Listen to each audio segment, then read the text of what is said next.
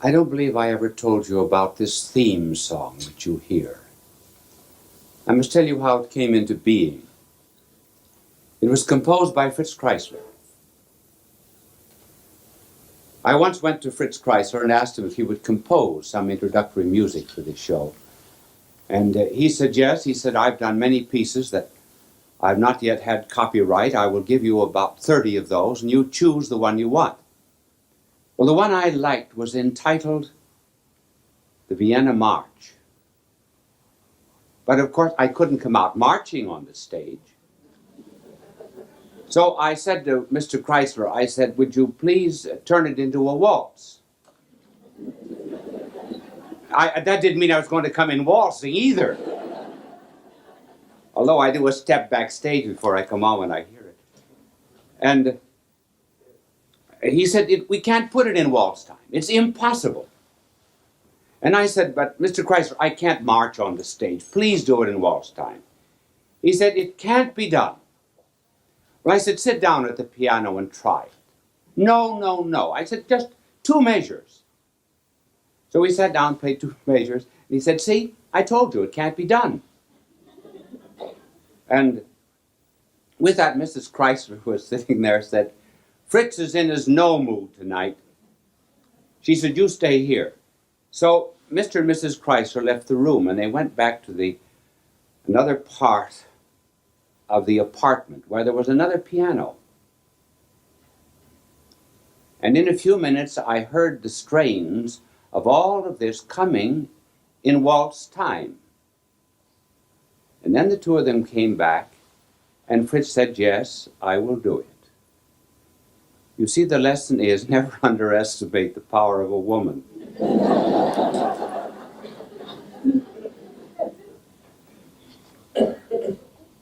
We are talking in this telecast on temptation. Remember what Oscar Wilde said about it?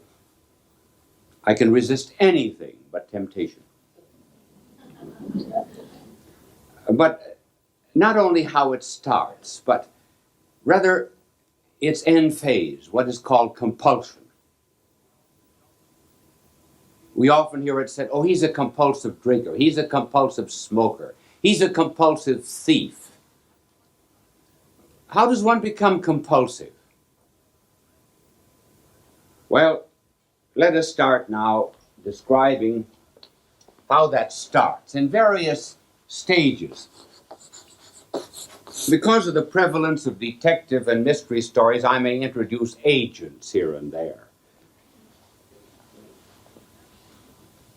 This is the mind, this is the top of the mind, conscious person. And down below the mind, there is considerable amount of flammable material. Now, they can be reduced to 3 types, this material. 1, there is sex. The flesh in all of its phases. Nothing wrong here. We are just considering impulses. Then secondly, there is the ego, the desire for power. And then finally, outside of the body and outside of the mind, this is the mind here, there is also in us a desire for things. We like to have possessions, property.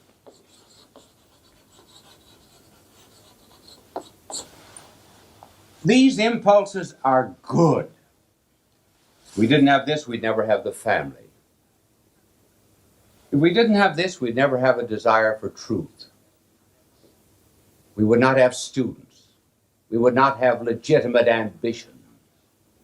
We would not have physical and mental and spiritual perfection. And then furthermore, property. After all, our desire for property is really a desire to have some external guarantee of our inner freedom. I am free on the inside because I can call my soul my own, and I'm free on the outside because I can call something else, something that I have, my own. Now, these are good, but they can also be bad. They are perverted in some way. It's very much like fire. Fire is marvelous in a hearth, but it's not good in your bedclothes. And so, these are good in their proper place. After all, what is dirt? Dirt's nothing but matter in the wrong place. And so these can be sometimes in the wrong places, and then this might be a tiger, and this might be a lion, and this might be a pack rat.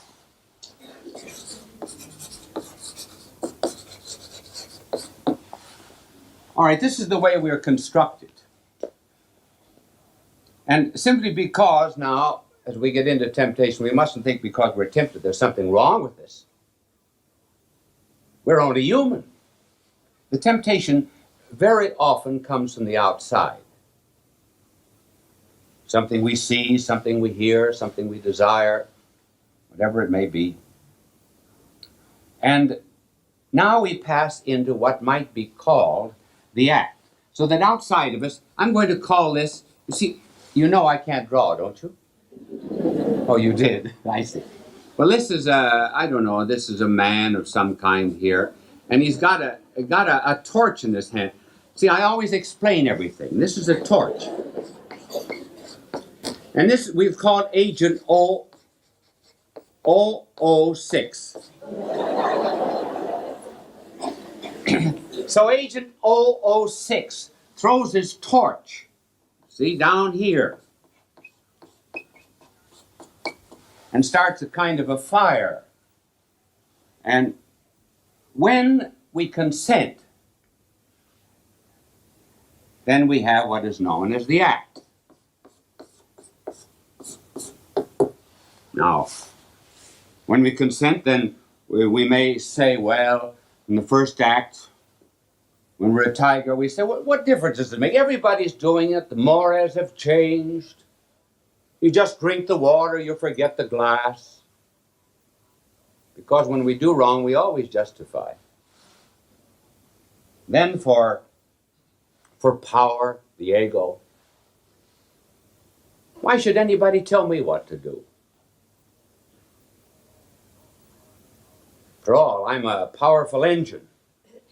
Why should anybody say, these are the tracks some engineer laid out for you years ago? Why follow those tracks? I'm going to make my own tracks. Well, then he discovers that he's not free to be an engine, actually. Then property. We see something that isn't ours, and this fire in here, we take it. I can remember when I was a boy, my mother liked geraniums, cheap flowers. And I was passing Madden's grocery store one day home from school. I think I was about 7. And I saw geraniums in a tin can out in front of Madden's store. And one of the cans was in a beautiful bloom. It had a nice red geranium on it. And as I went by the grocery store, I snipped a geranium. And when I got home, I said, Mother, here's the geranium. She said, where did you get it? I said, Madden's grocery store. How much did you pay for it? I said, nothing. Did Mr. Madden give it to you? No. Did you steal it? Yes. I think the geranium was marked either 5 or 10 cents for that tin can. She said, you go to your piggy bank, shake a quarter out of it, and go back and give the quarter to Mr. Madden. Well, I said, it isn't worth a quarter. Worth only a dime. Well, she said, this is to teach you not to steal any geraniums. Well, do you know that on account of that 15-cent overcharge, I've never stolen a geranium since?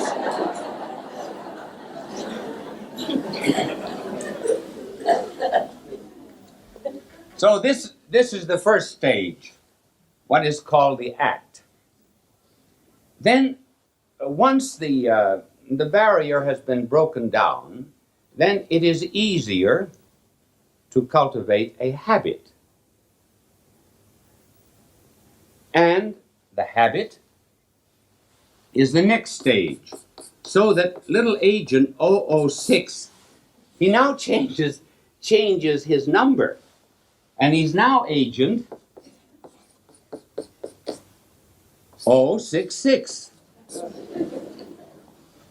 Because now he's on the inside, and he begins to work now on the person, and just as even silken threads are very easy to break, but if you would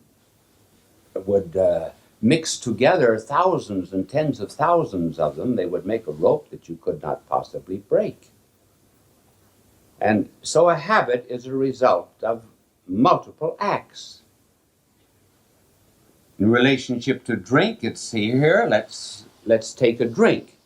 That's all right. Then drinking begins to be, after a while, what might be called a kind of a habit.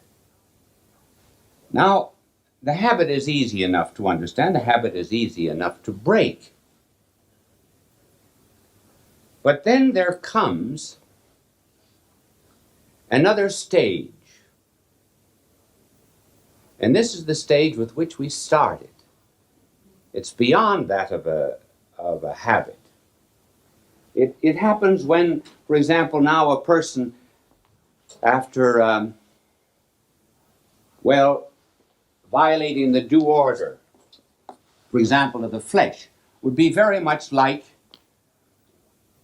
someone who broke into 2 Long Island homes a week ago, knocked at the doors, and within an hour or two assaulted 2 young mothers. And as he broke open the front door, he said, "I'm a sex maniac." In other words, he said, "I'm under compulsion. I don't know what I'm doing." That was his excuse. And then here, power turns into a kind of a tyranny. And one becomes, under compulsion too, in regard to property, this is the third stage, a kleptomaniac. This really and truly happened. It sounds incredible. A woman in a New York apartment had a pet cat, and it came to the end of its 9 lives. There's no place to bury a cat in Manhattan Island. So she called up a friend of hers in Westchester, and she said, "You have a big lawn. Do you mind if I go up and bury my pet Persian cat in your lawn?" "No, sure, come up." So the woman put the cat into a shoebox. And she decided that maybe she ought to buy the friend some handkerchiefs or something, because she was giving her burial grounds. She stopped into a department store, and as she was looking at handkerchiefs, she put the shoebox alongside of the handkerchiefs. When she'd made the purchase, lo and behold, the shoebox was gone. She called a floor walker. She said, "I had a box here. Now it's gone." Floor walker said, "Don't be disturbed. Very often these kleptomaniacs, these compulsive thieves, as soon as they steal anything, they take it up to the ladies' room. So let's go up there." And there they found the box open, the dead cat there, and a woman fainted alongside of the dead cat.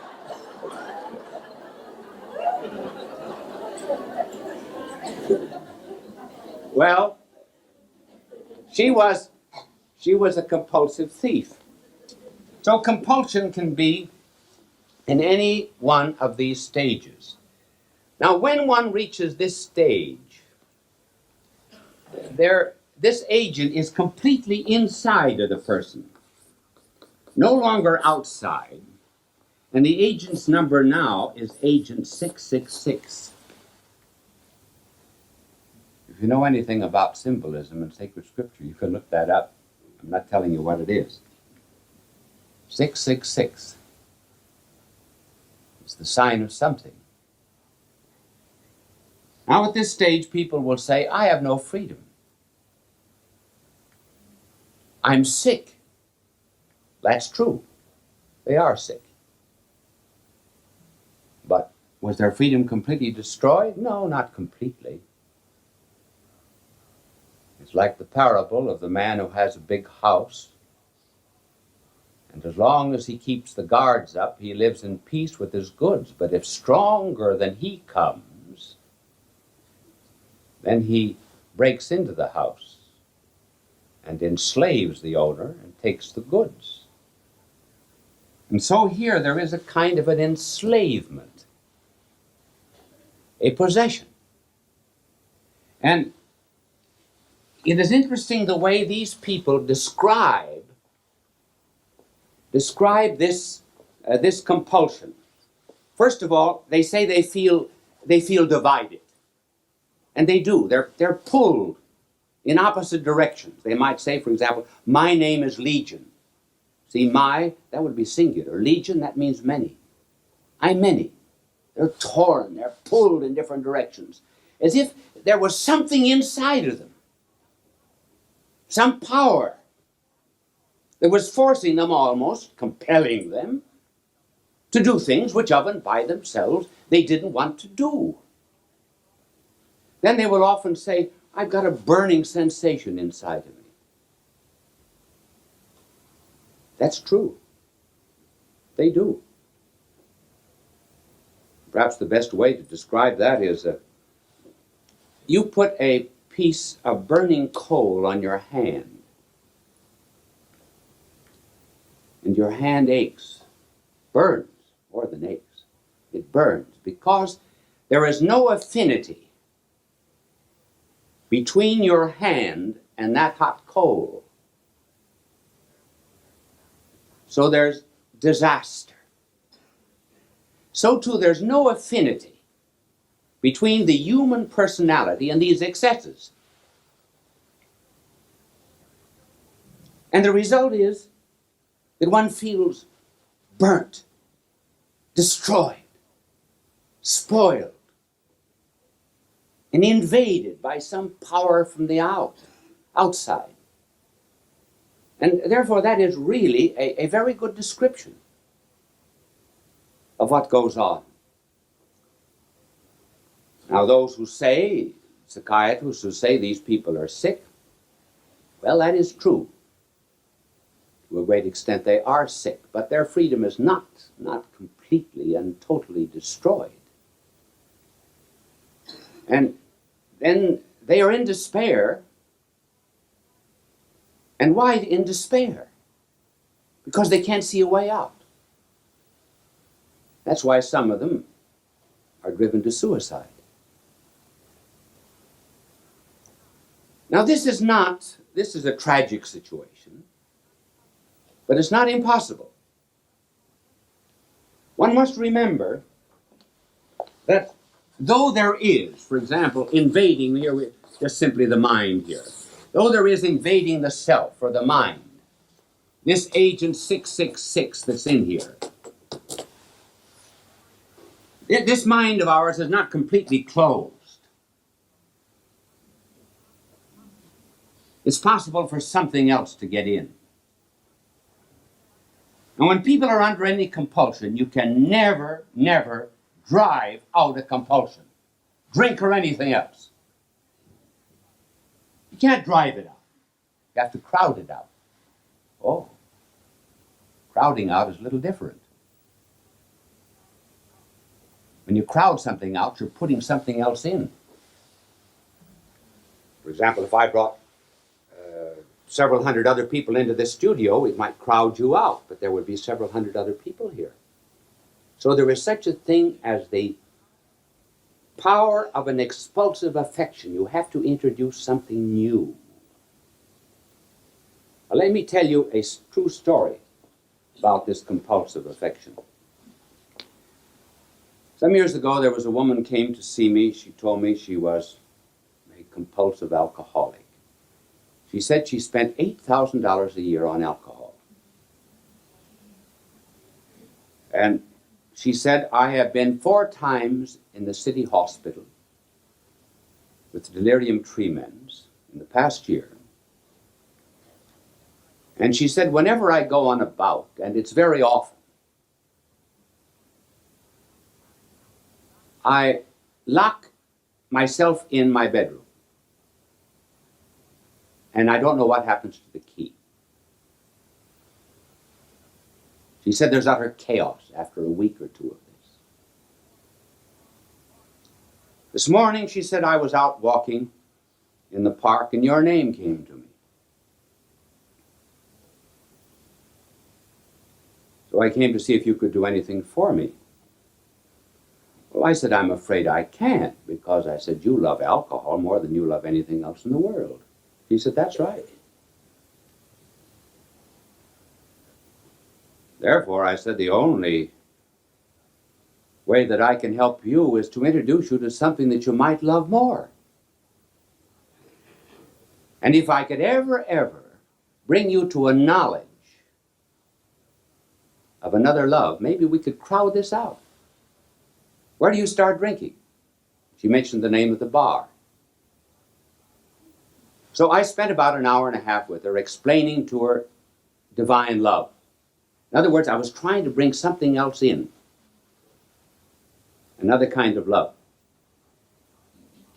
Now I said, tomorrow, when you go to that bar and you put your hand on the door to go in, you ask yourself, do I love this drink more than I love the good Lord and all that that means? And then come back, drunk or sober, and tell me how you are.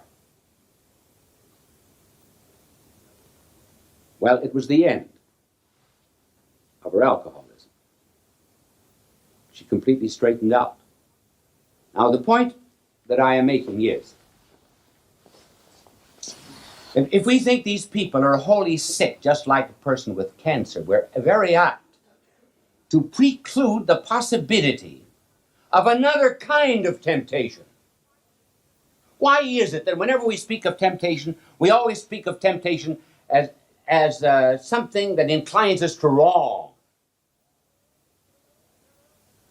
There are other kinds of temptations. Listen, we've got more temptations to be good than we have to be bad. Many more. An alcoholic, a thief, a sex maniac, all of them in that despair. They have this feeling that, what is it that's getting inside of me? Something is leaking in, coming from the outside, a new power to drive out Agent 666. Incidentally, that is why in Alcoholics Anonymous, they always say you have to invoke another power. You do, because this power has got hold of one. It's very much like if I threw a ball across the room, that ball would go in a straight line unless somebody kicked out his foot, for example, and diverted it. Then its direction would change. Well, alcoholics are going in a certain direction, and they will continue to go in that direction unless some superior power intervenes to change the direction.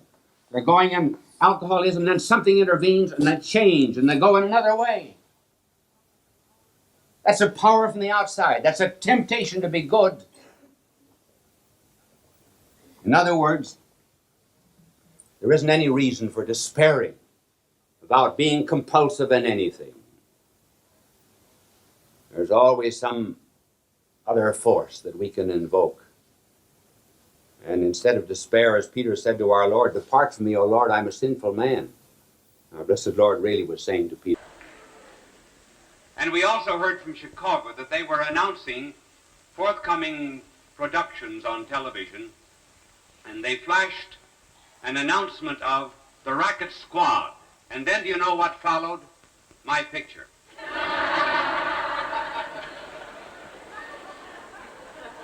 And last week, we spoke on juvenile delinquency, and shortly after the telecast, we received a telephone call here at the theater. It seems that 4 men were in this particular bar. They ordered 4 beers, and they were looking at our show.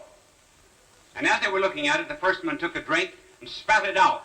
And the second one did the same, and the third and the fourth. And finally, the spokesman of the 4 said to the bartender, he says, "What's the idea?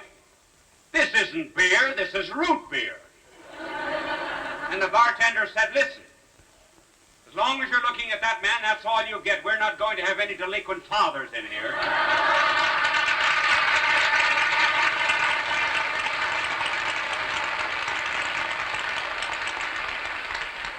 if those men are back in that bar tonight, let me tell them tonight I'm talking on freedom. Order your beers, boys.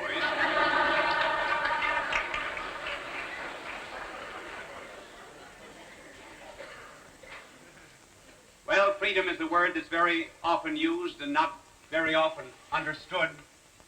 As a matter of fact, freedom has two sides. One is freedom from something, namely from constraint and force. The other is the freedom for something, namely a goal or a purpose. This is concerned with means, this is concerned with ends and destinies. This is the bridge, this is the city. And the two must always go together. You cannot have a freedom from something without a goal or a purpose or a perfection.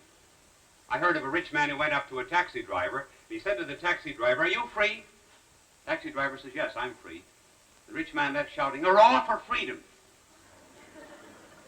In other words, what's the use of being free unless you've got some destiny, some perfection? Now, let me show you how the two go together. Suppose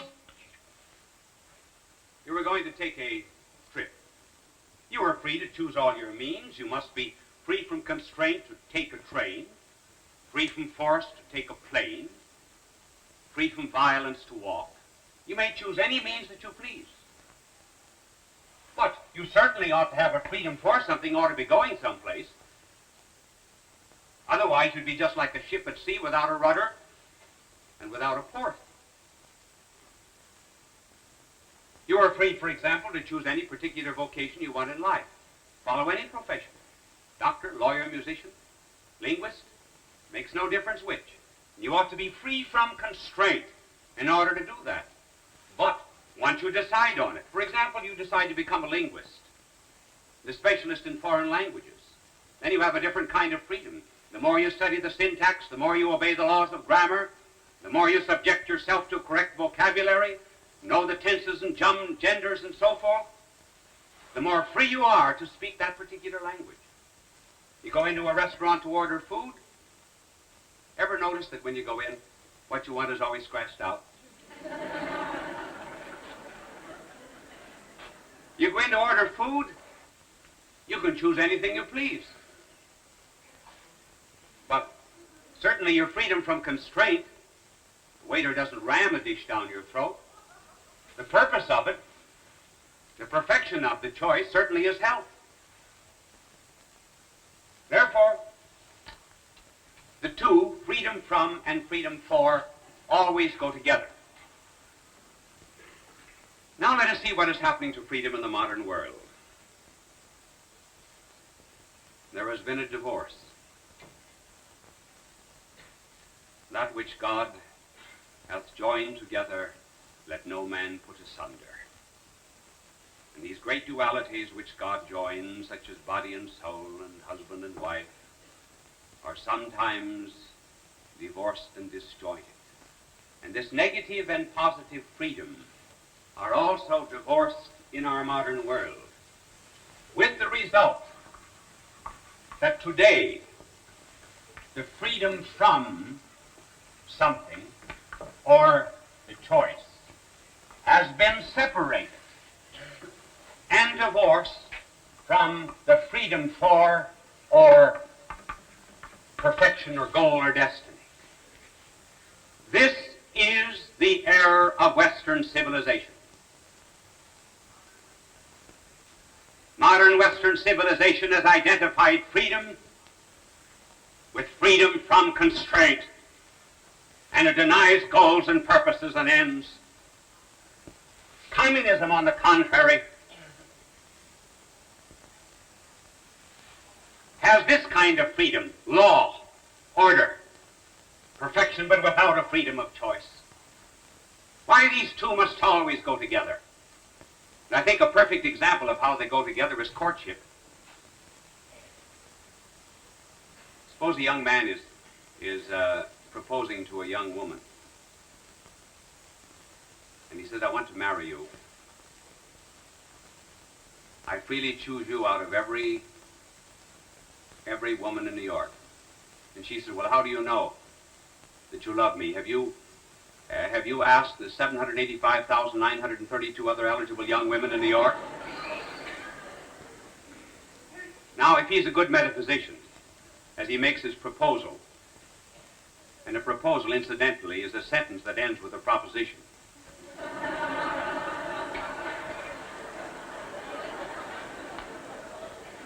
It's a young man's maiden speech. I heard of a young man who was called upon at a dinner once to give a, excuse me, these things just flash across my mind here as I talk. He was giving a maiden speech at his wedding, and he had never talked before, but they said, you've got to say something. And he was very embarrassed, and to cover his embarrassment, he put his hand on the shoulder of his bride, and he began, this thing has been forced on me.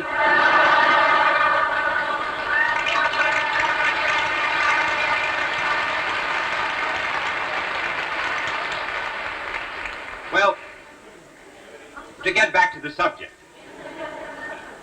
You see, if you're using a teleprompter, you never could break in that way because the teleprompter had already gone ahead on you. And if the young man were a metaphysician, he would say to the young woman, well, in a certain sense, yes. He said, I have asked them because the mere fact that I choose you, I negate all of them. Love is not only an affirmation, love is also a negation. And when I choose you, I am choosing what is perfect for me. And from now on,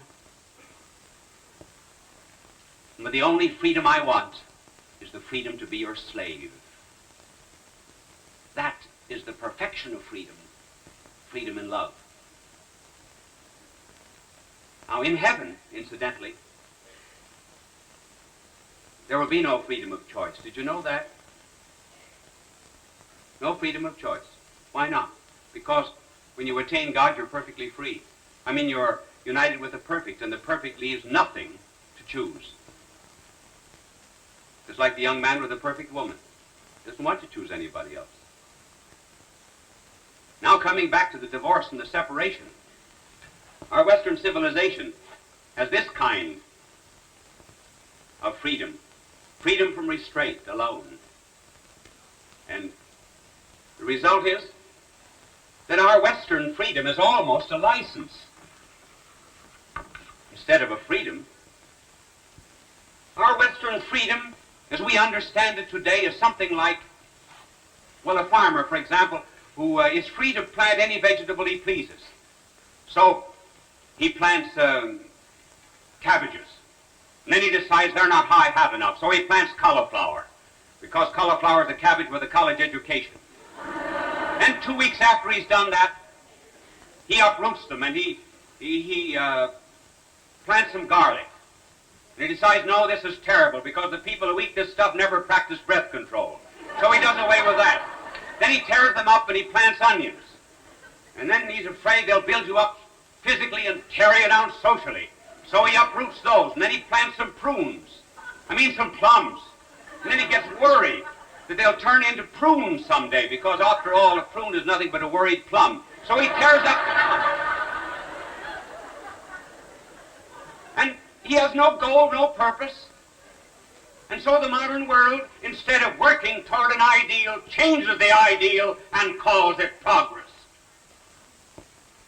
Why we do not know precisely in our Western world why we are living. Why go on educating unless we know the purpose of a man?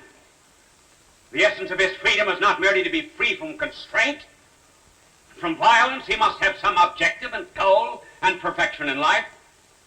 So we speak of freedom of speech as if it meant that there could never be any limitation upon freedom of speech. Certainly there is a limitation. Freedom of speech has an objective and a goal, namely the communication of truth and knowledge. I am not entitled, for example, to freedom of speech if I should abuse anyone on television. It should be taken away from me. Freedom of speech does not mean the right to shout fire in a theater.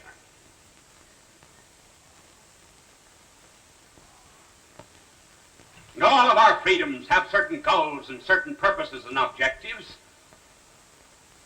And the result is that the people of our Western world, simply because they do not know why they are living, They've never decided what they're going to do with their freedom, find it boring. They would like to surrender their responsibility. They're full of anxieties and worries, and there's nothing in life that is quite as boring as a purposeless existence. And simply because our Western civilization has not found the meaning and the purpose of life, simply because it concentrates upon freedom from something, our Western world is strong only in war and not in peace. It's strong only in war because it has the basic objective, at least, of defending our own existence. But it is not strong in peace because it has no unified faith, no universal goal, no universally recognized purpose in life. And if this is the error of our Western world, this is the error of communism. I tell you what communism has done. Communism has taken that perfection which belongs to God, that supreme love which takes away all choice because it's what the heart desires. And communism has taken that perfection of God and has transferred it to earth. And communism says, we are God, we are perfection. We take away your freedom of choice. Our materialistic, atheistic society, therefore, does not give you the liberty to choose candidates. It takes away the freedom of suffrage and the right of voting. And it does these things because we are final and we are absolute, and we take the place of God. And that is why the Soviet Constitution in Article 125 states that the citizens of the Soviet Republic are entitled to freedom of speech, freedom of assembly, freedom of press, on condition that they support the communist system. This is not a real freedom. It's only the freedom of perfection that belongs solely to God and not to a materialized society. But simply because they do have a purpose, they do have a goal, which is the wrong one, namely hate and world revolution, they are strong not only in war, they are strong in peace. Strong in peace because they know what they are after. They know the purpose of their philosophy. They are united upon goals. Their destinies indeed are wicked, but at any rate it unites them. So if we may summarize, this is the condition of the world. Our Western civilization calls freedom the right to do whatever you please. That's the way you'll find almost everyone in the Western world defining it. Freedom does not mean the right to do whatever you please. Otherwise, it's a physical power, not a moral power. Certainly you can do whatever you please. You can turn a machine gun on your neighbor's chickens. You can stuff Aunt Lucy's mattress with old Gillette razor blades. If freedom is only physical power, then only the strong are free. And because this resulted in a chaos and a crisscross of individual egotisms, communism came along and they said, no, freedom is the right to do whatever you must. And so Frederick Engels said, the co-founder of communism, said you hold a stone in your hand and you drop it. So that stone is free to fall in obedience to the law of gravitation. And so he says you are free only on condition that you obey the law of the dictator. This is freedom of an end without the freedom of choice. And the end is materialistic instead of divine. Our Western civilization is like the pendulum separated from a clock. This is the clock without a pendulum. And what is the true meaning of truth? True meaning of freedom, rather, is freedom is the right to do whatever you ought. Whatever you ought. And oughtness implies law, implies purpose. And the purpose and the law obtained through freedom of choice. For example, I am free to draw a triangle only on condition that I give it 3 sides.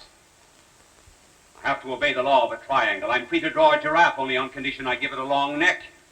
If I give it a short neck, I'm find that I'm not free to draw a giraffe at all. If in a stroke of broad-mindedness I give a square 5 sides, I'm not free to draw a square. Freedom implies some oughtness and some law, and we are free in that law. very free within it. As a matter of fact, if we obey the traffic laws, we're free to drive. The more a man knows about golf, I'm not a golfer, but I know something about it. The more a man knows about the laws of golf and how to hold a club, the more free he is to play it. I remember about 8 or 10 years ago playing golf with someone, and I was always out in the rough. When I came back, finally got on the green after 48 shots. He said to me, "Why didn't you write?"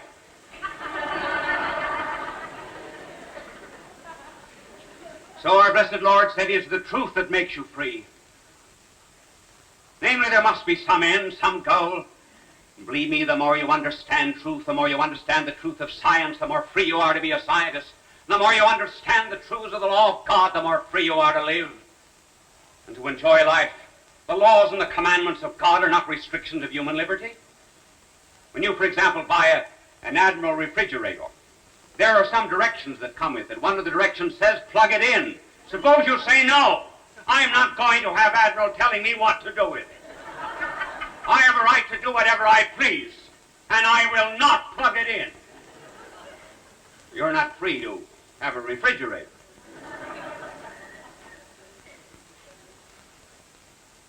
You can see, therefore, the tragedy of freedom in the world. God might have made another kind of world than this. Sure. He might have made a world of necessity, so that we would all be good with the same necessity that apple trees grow apples. He might have made a world in which we would all be virtuous, as the sun rises in the east and sets in the west. But God decided to make a free world.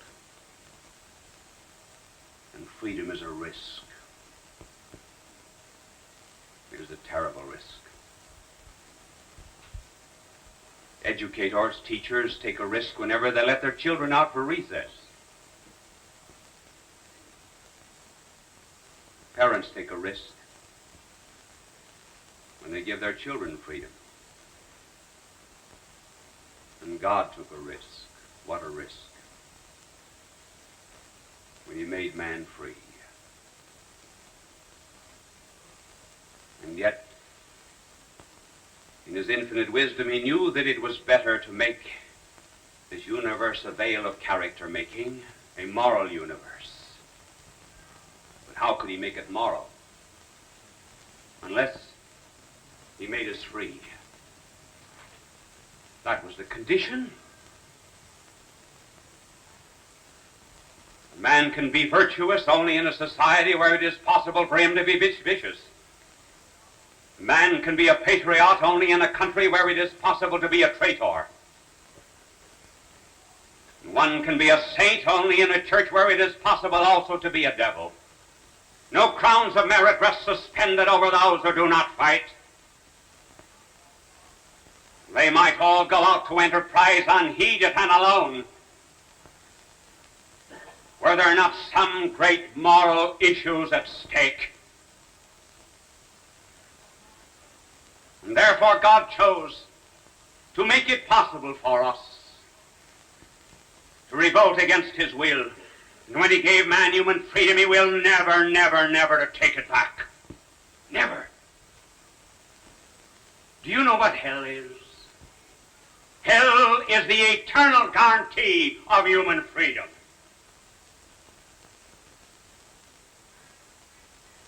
Man with a clenched fist can raise it eternally in the air and say, non serviam.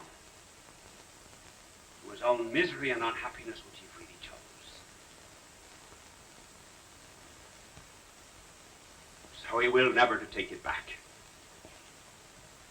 Because he knew that there would be goodness produced out of all this evil in his own divine way, just as the patient submission to evil in this world produces good as we exchange a blessing for a curse, and charity to those who hate and despise and ridicule us.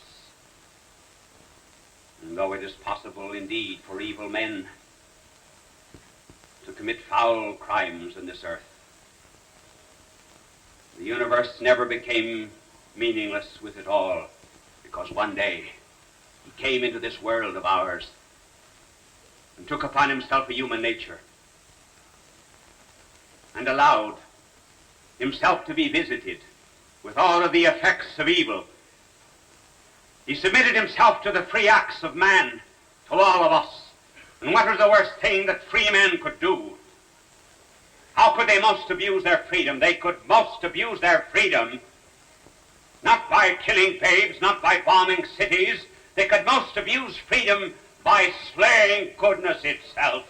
In that moment, evil was strongest. It was panoplied in its greatest might. And yet, evil then went down to defeat through the glory of the resurrection. And from that time on, it became possible for all men to submit every now and then to the evil of the world, knowing that united with this divine goodness, there would eventually come a great victory and a great peace.